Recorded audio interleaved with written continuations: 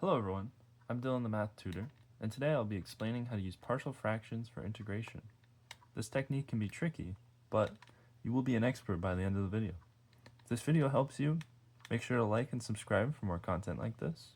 Alright, let's get into it. So when we encounter an integral in this form, where we have 1 over, say, x plus a, x squared plus b, and x plus c squared. Now these represent 3 cases, but overall, when we have 1 over some collection of polynomials multiplied together, when we can't apply u sub and we can't apply integration by parts, we have to use a technique known as partial fraction decomposition to solve this. Now there's 3 cases, and I'll go over 3 examples to explain all 3 of the cases and what to do for each. So let's get into it. Alright, so case 1 is first order polynomials. An example of this would be something like 1 over x plus 3 times x plus 2 in the denominator.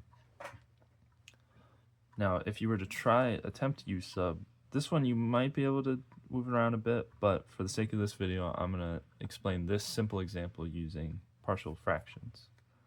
So, partial fractions basically states that if we take our original function, we can equate it by splitting the denominator in this sort of form. Okay, so this fraction equals some summation of a over one of these polynomials plus b over one of these polynomials, the other one. Now, this coefficient on top changes based on whether or not you have just a first order or something else. I'll go over those later. For right now, since we have first order, it's just a and b. Alright, so now we have to solve for these coefficients on top. So we can do that by multiplying both sides by this whole factor. Okay, so we multiply this side by x plus 3 times x plus 2. We multiply this side by x plus 3 times x plus 2. What we're left with is 1 equals a times x plus 2, because if we multiply this whole thing by this x plus 3 and this x plus 3 will cancel out. Therefore, we're left with just x plus 2. Same thing happens with this b. This and this cancel out, so we're just going to get b times x plus 3. Okay, so there's 2 methods that you can do to solve these. I'll show you the first method where we plug in, I guess they call it,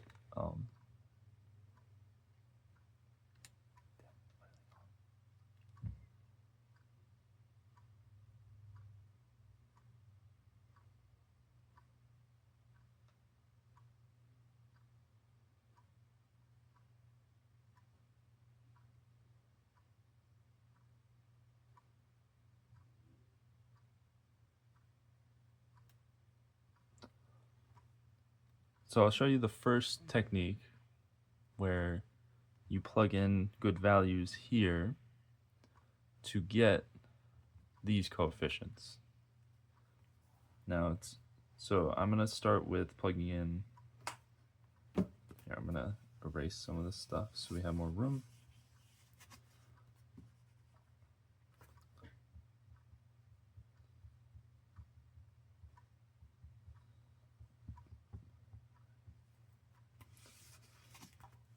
Okay, I'm going to plug in x equals -2.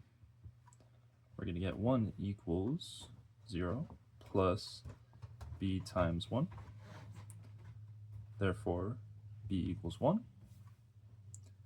And if we plug in x equals -3, we get 1 equals a times -1 plus 0. Therefore, a equals -1. If we go back to our original, we're going to notice if we plug in this a and this b, we get -1 over x plus 3 plus 1 over x plus 2, which is equivalent to our original integral. So what we can do now is there's kind of a shortcut here if we notice that since these are first order exponents in the denominator, we know that these are going to come out to natural log. So we can kind of do a little shortcut.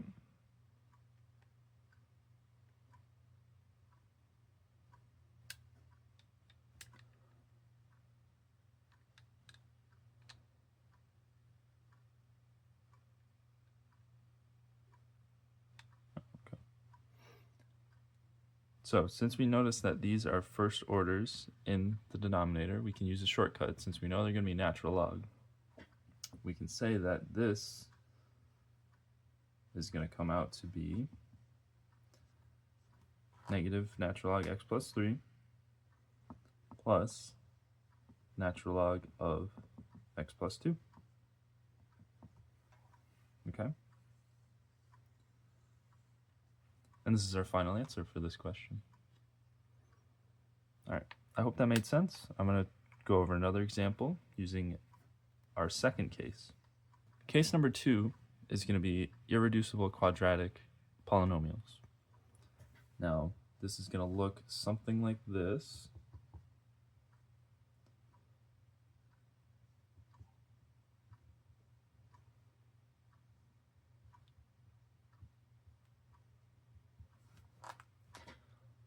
Where we do have a first order polynomial, but we also have this quadratic, notice the x squared, and this is known as an irreducible quadratic because we can't factor anything out of it.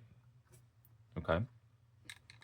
So similar to the last one, we're going to do the same thing. We're going to say x plus 1 over all this stuff is equal to, now for the irreducible quadratic, instead of just a over x squared plus 2, we actually have to say ax plus b over x squared plus 2. And then for this one, same thing. Okay, very important. So if you don't put this sort of formula inside, you're going to miss out on solutions. Okay, so when we do that, similar to the last one, we multiply by this denominator to both sides. What we're going to be left with is x plus 1 times ax plus b times x minus 2 plus c times x squared plus 2. Okay. Now in this case, because we can't get this to be equal to 0, therefore we can't solve for these two coefficients, we have to use another technique I like to call grouping. So if we group the x squareds together, or let me simplify first.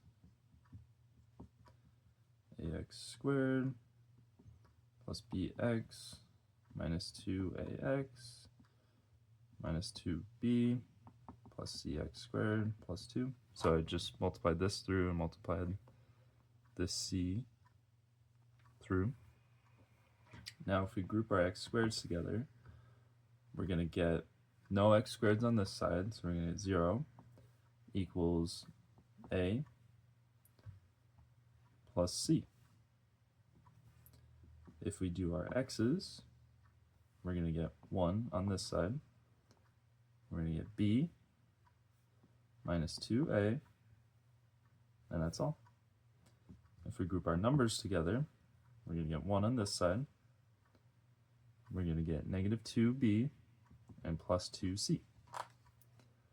So now we have a system of equations that we have to solve.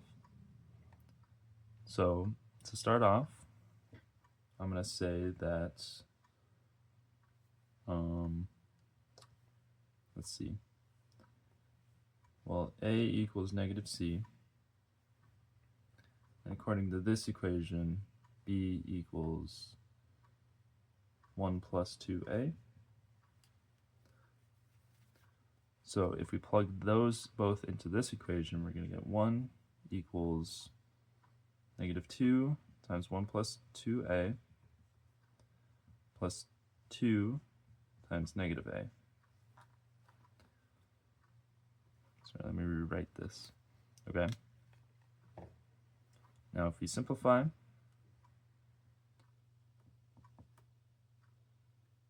this would be minus 4a minus 2a. We're going to get 3 equals negative 6a. Therefore, a equals negative 1/2. Okay. Right, 6 divided by negative 6 divided by 3 is negative 1/2. Okay.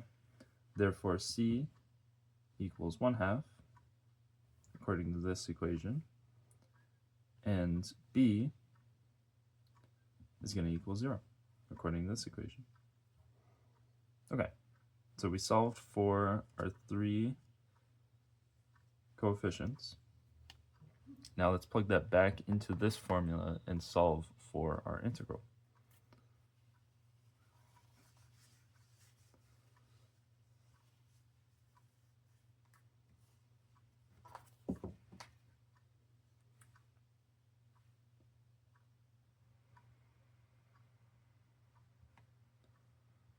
Squared plus 2 plus 1/2 over x minus 2.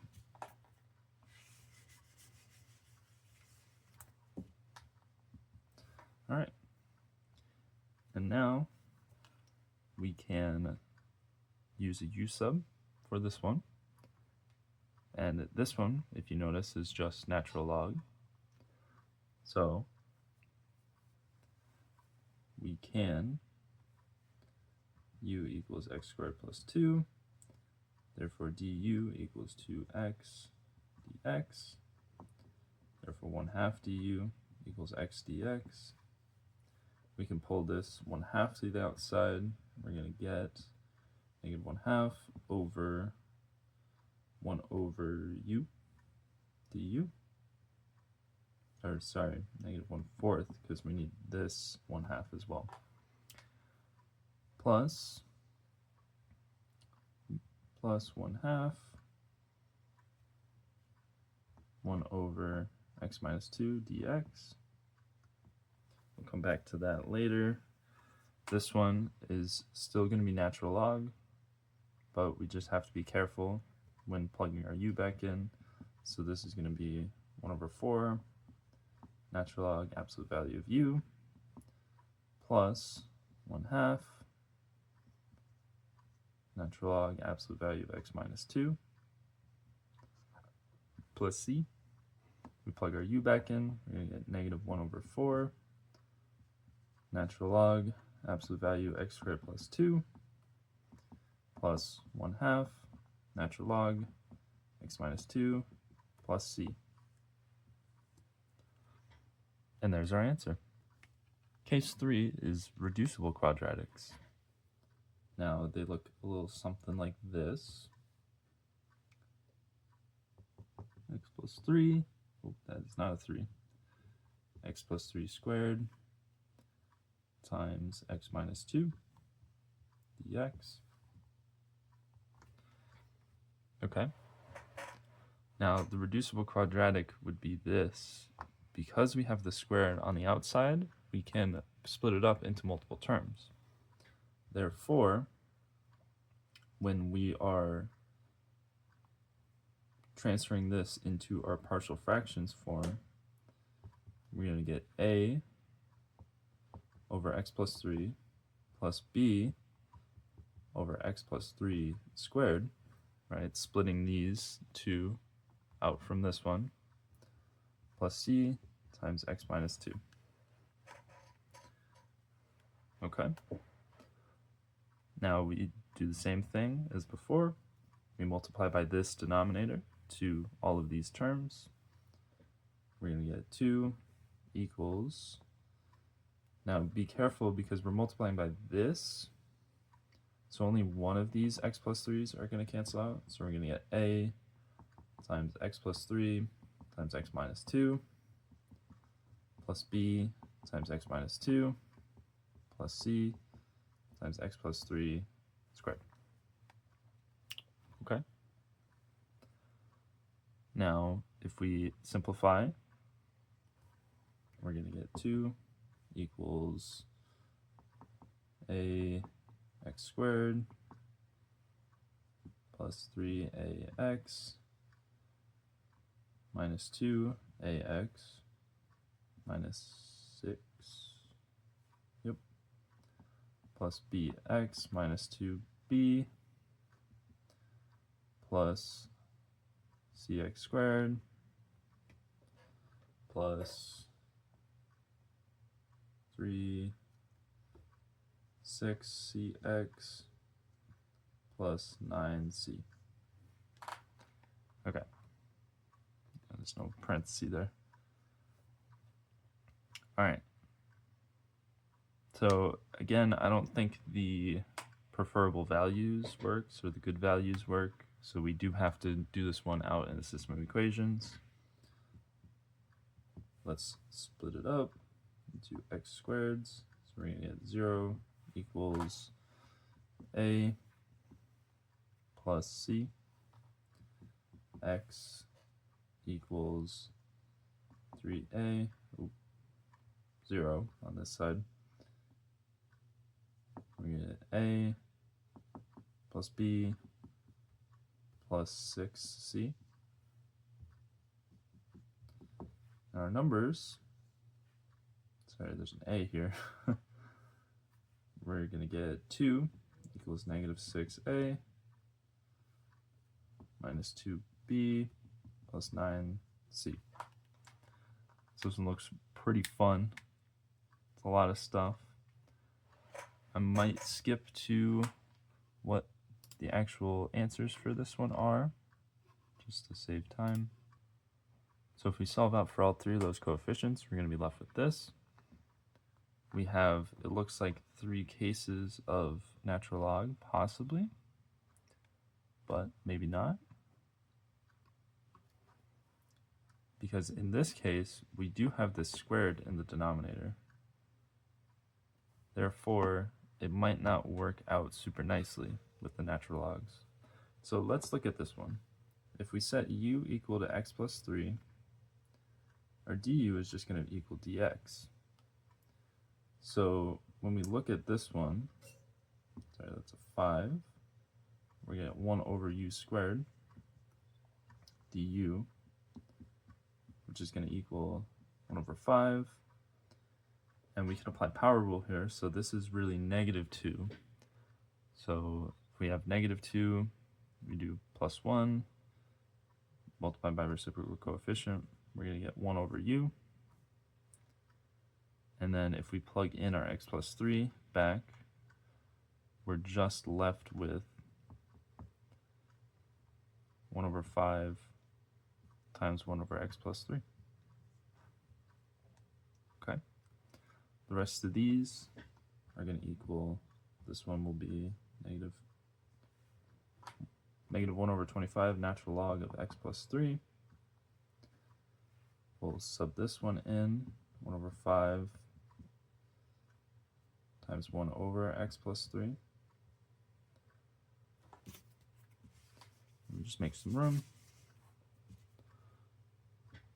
Plus 1 over 25 natural log x minus 2 plus c. And I'm forgetting a 2 on the outside. So all of this is multiplied by 2. Thank you so much for watching. If you enjoyed this video, make sure to hit that like and subscribe button. Leave a comment below of what topic you'd like to see next. Hope you have a good day. See you in the next one.